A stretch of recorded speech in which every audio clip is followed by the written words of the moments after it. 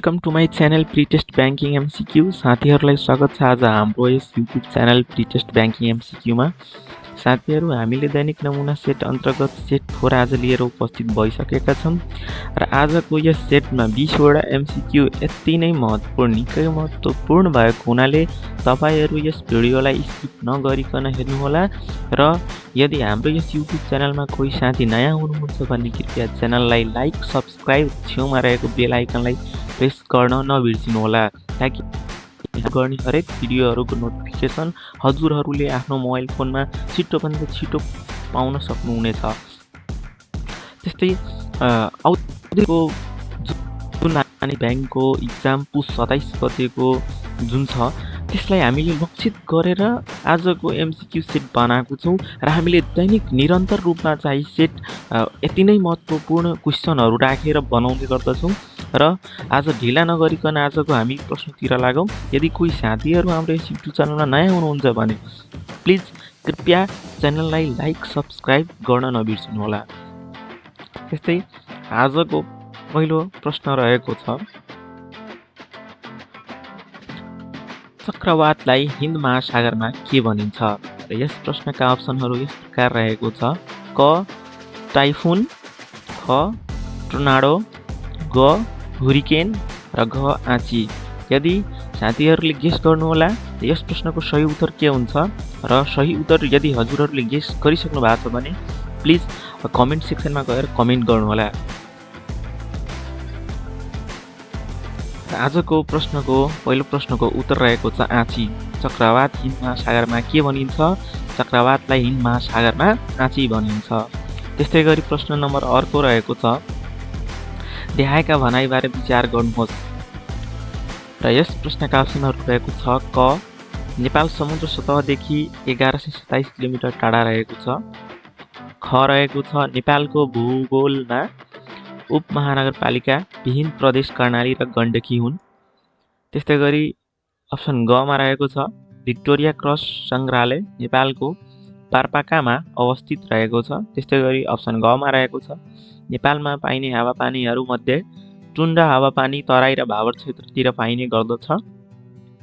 साथीहरू, तपाईँहरूले यस प्रश्नको पनि सही उत्तर गेस गर्नुहोला। यदि सही उत्तर गेस गरिसक्नु भएको छ भने प्लिज कमेन्ट सेक्सनमा गएर कमेन्ट गर्नुहोला।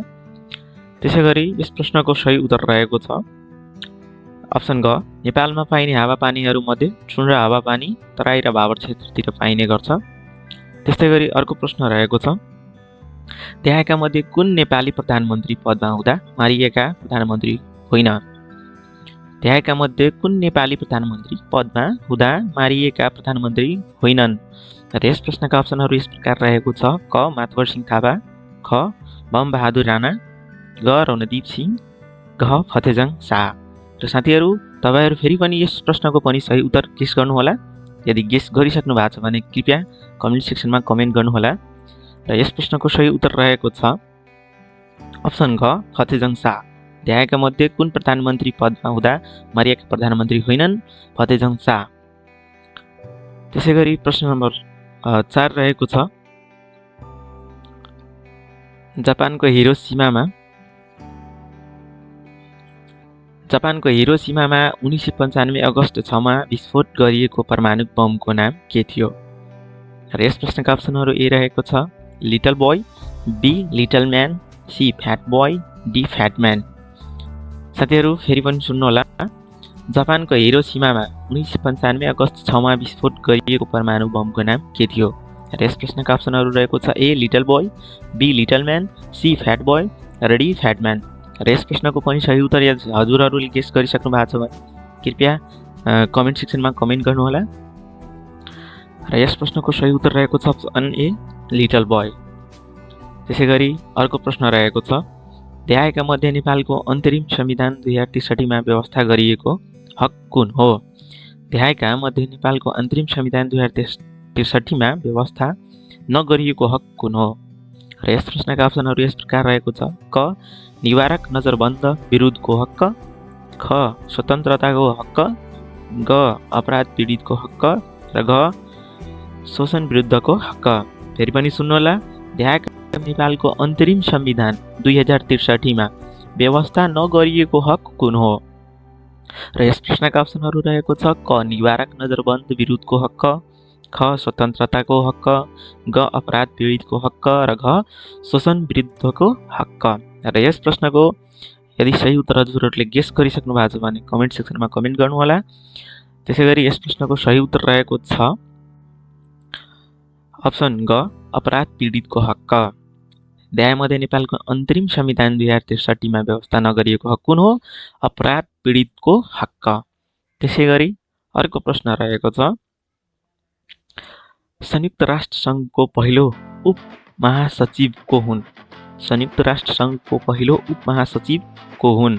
र यस प्रश्नका अप्सनहरू यस प्रकार रहेको छ क जान एलियासन, ख ट्रिगबेली र ग कोफी अनान र घ लुइस फ्रेचेट।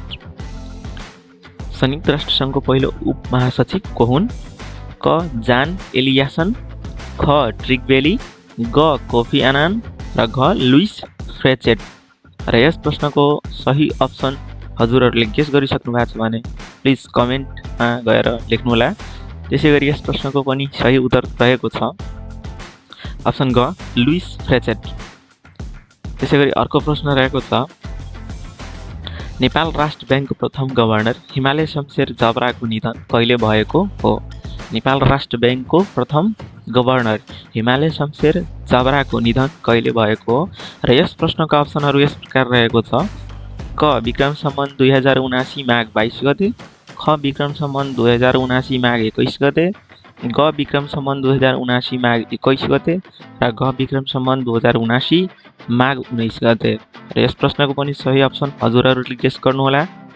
यदि गेस गरिसक्नु भएको छ भने कमेन्ट सेक्सनमा कमेन्ट गर्नुहोला। र यस प्रश्नको सही उत्तर रहेको छ अप्सन क विक्रम सम्वत 2079 माघ 22 गते। नेपाल राष्ट्र ब्याङ्कको प्रथम गभर्नर हिमालय शमशेर जबराको निधन कहिले भएको हो? विक्रम सम्वत 2079 माघ 22 गते। त्यसै गरी अर्को प्रश्न रहेको छ नेपाल राष्ट्र ब्याङ्कको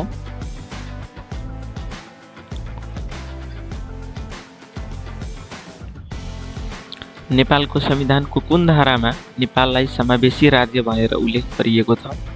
र यस प्रश्नका अप्सनहरू यस प्रकार रहेको छ क धारा 1, ख धारा 2, ग धारा 3 र घ धारा 4। नेपालको संविधानको कुन धारामा नेपाललाई समावेशी राज्य भनेर उल्लेख गरिएको छ?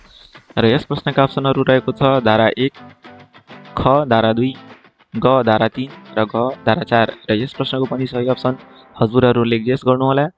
र गेस गरिसक्नु भएको छ भने कमेन्ट सेक्सनमा कमेन्ट गर्नुहोला। र यस प्रश्नको सही उत्तर रहेको छ अप्सन घ धारा 4। त्यसै गरी अर्को प्रश्न रहेको छ हाल मौद्रिक नीति 2080-81 को मौद्रिक नीति कतिऔं मौद्रिक नीति हो? हाल मौद्रिक नीति 2080-81 को मौद्रिक नीति कतिऔं मौद्रिक नीति हो? र यस प्रश्नका अप्सनहरू रहेको छ क 21औं, ख 20औं, ग 22औं र घ 29औं। र यस प्रश्नको सही उत्तर हजुरहरूले गेस गर्नुहोला। र गेस गरिसक्नु भएको छ भने कमेन्ट गर्नुहोला। र यस प्रश्नको सही उत्तर रहेको छ अप्सन ग 22औं। हाल मौद्रिक नीति 2080-81 को मौद्रिक नीति कतिऔं मौद्रिक नीति हो? 22औं मौद्रिक नीति हो। त्यसै गरी प्रश्न नम्बर 10 रहेको छ रमेश विकल साहित्य प्रतिष्ठानद्वारा रमेश विकल वाङ्मय पुरस्कार 2080 कसलाई प्रदान गरियो? रमेश विकल साहित्य प्रतिष्ठानद्वारा रमेश विकल वाङ्मय पुरस्कार 2080 कसलाई प्रदान गरियो? र यस प्रश्नका अप्सनहरू रहेको छ क माधव काफ्ले, ख रामबाबु सुवेदी, ग वासुदेव त्रिपाठी र घ सत्यदेवी खड्का। र यस प्रश्नको सही अप्सन हजुरहरूले गेस गर्नुहोला। र यस प्रश्नको सही उत्तर रहेको छ अप्सन ग वासुदेव त्रिपाठी।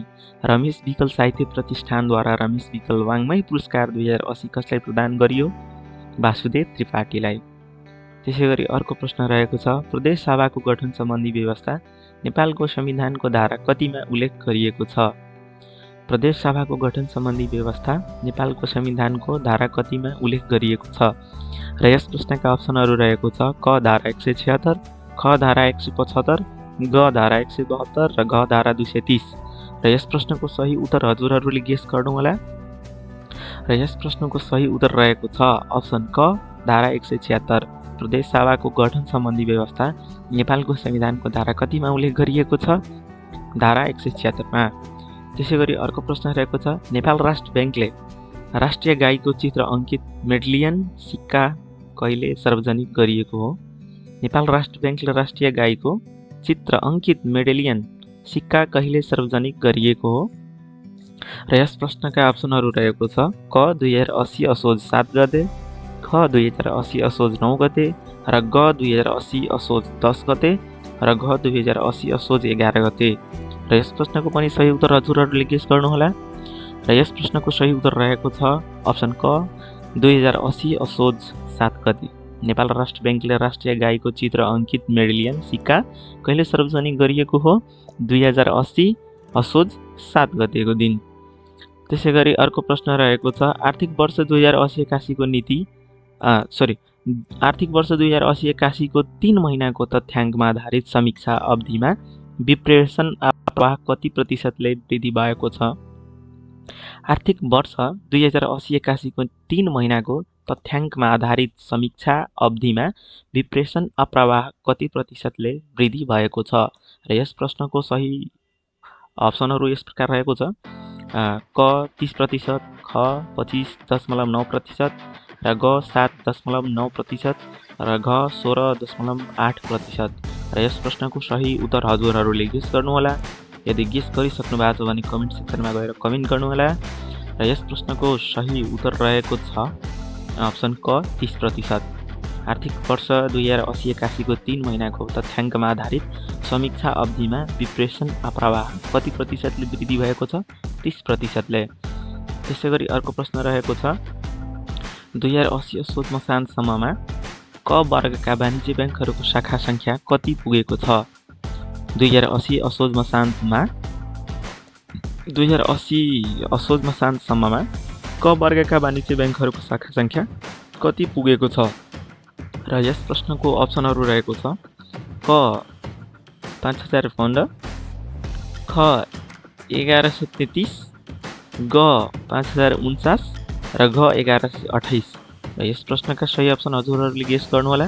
र यस प्रश्नको सही उत्तर रहेको छ अप्सन क 5015। 2080 असोज मसान्तसम्ममा क वर्गका वाणिज्य ब्याङ्कहरूको शाखा सङ्ख्या कति पुगेको छ? 5015 पुगेको छ। त्यसैगरी अर्को प्रश्न रहेको छ सरकारद्वारा टिकटक एप माथि प्रतिबन्ध कहिले लगाइएको हो? सरकारद्वारा टिकटक एप माथि प्रतिबन्ध कहिले लगाइएको हो? र यस प्रश्नको सही उत्तर हजुरहरूले गेस गर्नुहोला। र अप्सन रहेको छ क विक्रम सम्वत 2080 कार्तिक 25 गते, ख विक्रम सम्वत 2080 कार्तिक 29 गते, ग विक्रम सम्वत 2080 कार्तिक 27 गते, र घ विक्रम सम्वत 2080 कार्तिक 23 गते। सही उत्तर गेस गरिसक्नु भएको छ भने कमेन्ट गर्नुहोला। र यस प्रश्नको सही उत्तर रहेको छ अप्सन ख विक्रम सम्वत 2080 कार्तिक 29 गते। सरकारद्वारा टिकटक एपमाथि प्रतिबन्ध कहिले लगाइएको हो? विक्रम सम्वत 2080 कार्तिक 29 गते। त्यसैगरी अर्को प्रश्न रहेको छ ब्याङ्क तथा वित्तीय संस्थाले आफ्नो कुल जारी पुँजीको कति प्रतिशत सेयर कर्मचारीलाई छुट्याउनु पर्दछ? ब्याङ्क तथा वित्तीय संस्थाले आफ्नो कुल जारी पुँजीको कति प्रतिशत सेयर कर्मचारीलाई छुट्याउनु पर्दछ? र यस प्रश्नका अप्सनहरू रहेको छ क 0.5%, ख 0.2%, र ग 0.3%, र घ 0.4%। र यस प्रश्नको सही अप्सन हजुरहरूले गेस गर्नुहोला। यदि गेस गरिसक्नु भएको छ भने कमेन्ट गर्नुहोला। र यस प्रश्नको सही उत्तर रहेको छ अप्सन क 0.5%। ब्याङ्क तथा वित्तीय संस्थाले आफ्नो कुल जारी पुँजीको कति प्रतिशत सेयर कर्मचारीलाई छुट्याउनु पर्दछ? 0.5%। त्यसैगरी अर्को प्रश्न रहेको छ ब्याङ्क तथा वित्तीय संस्थाले गर्ने कारोबार सम्बन्धी व्यवस्था कति दफामा उल्लेख गरिएको छ? ब्याङ्क तथा वित्तीय संस्थाले गर्ने कारोबार सम्बन्धी व्यवस्था कति दफामा उल्लेख गरिएको छ? र यस प्रश्नको अप्सनहरू रहेको छ क दफा 40, ख दफा 45, ग दफा 49, र घ दफा 50। र यस प्रश्नको पनि सही अप्सन हजुरहरूले गेस गर्नुहोला। र यस प्रश्नको सही उत्तर रहेको छ अप्सन ग दफा 49। ब्याङ्क तथा वित्तीय संस्थाले गर्ने कारोबार सम्बन्धी व्यवस्था कति दफामा उल्लेख गरिएको छ? दफा 49मा। त्यसैगरी अर्को प्रश्न रहेको छ वार्षिक बजेटलाई समितिले कहिलेसम्म मूल्याङ्कन र संशोधन गर्न सक्नेछ? वार्षिक बजेटलाई समितिले कहिलेसम्म मूल्याङ्कन र संशोधन गर्न सक्नेछ? र यस प्रश्नका अप्सनहरू रहेको छ क 2 महिनासम्म, ख 3 महिनासम्म, ग 1 महिनासम्म र घ 4 महिनासम्म। यस प्रश्नको पनि सही उत्तर हजुरहरूले गेस गर्नुहोला। यदि गेस गरिसक्नु भएको छ भने कमेन्ट गर्नुहोला। र यस प्रश्नको सही उत्तर रहेको छ अप्सन ख 3 महिनासम्म। वार्षिक बजेटलाई समितिले कहिलेसम्म मूल्याङ्कन र संशोधन गर्न सक्नेछ? 3 महिनासम्म। त्यसैगरी अर्को प्रश्न रहेको छ in which generation of computer the assembly programming language developed? In which generation of computers the assembly programming language developed? र यस प्रश्नका अप्सनहरू रहेको छ A first generation, B second generation, third generation र डी फोर्थ जेनेरेसन। र यस प्रश्नको पनि सही अप्सन हजुरहरूले गेस गर्नुहोला। र यस प्रश्नको सही उत्तर रहेको छ option B second generation. In which generation of computer the assembly programming language developed? Second generation. त्यसैगरी अर्को प्रश्न रहेको छ ब्याङ्क तथा वित्तीय संस्थाको सञ्चालक हुनु कम्तीमा कति वर्ष उमेर पुगेको हुनुपर्दछ? ब्याङ्क तथा वित्तीय संस्थाको सञ्चालक हुन कम्तीमा कति वर्ष उमेर पुगेको हुनुपर्दछ? र यस प्रश्नका अप्सनहरू रहेको छ क 20 वर्ष पुरा भएको, ख 22 वर्ष पुरा भएको, र घ 24 वर्ष पुरा भएको, र घ 25 वर्ष पुरा भएको। र यस प्रश्नको सही अप्सन हजुरहरूले गेस गर्नुहोला। यदि गेस गरिसक्नु भएको छ भने कमेन्ट सेक्सनमा कमेन्ट गर्नुहोला। र यस प्रश्नको सही उत्तर रहेको छ अप्सन घ 25 वर्ष पुरा भएको हुनुपर्दछ। ब्याङ्क तथा वित्तीय संस्थाको सञ्चालक हुन कम्तीमा कति वर्ष उमेर पुगेको हुनुपर्दछ? 25 वर्ष पुरा भएको हुनुपर्दछ। थ्याङ्क्स फर वाचिङ साथीहरू। आजको लागि यति नै। फेरि पनि हामी नयाँ सेट लिएर उपस्थित हुने नै छौँ। यदि कोही साथीहरू हाम्रो यस युट्युब च्यानलमा नयाँ हुनुहुन्छ भने कृपया च्यानललाई लाइक, सब्सक्राइब र छेउमा रहेको बेल आइकनलाई प्रेस गर्न नबिर्सनुहोला। Thanks for watching. Thank you so much.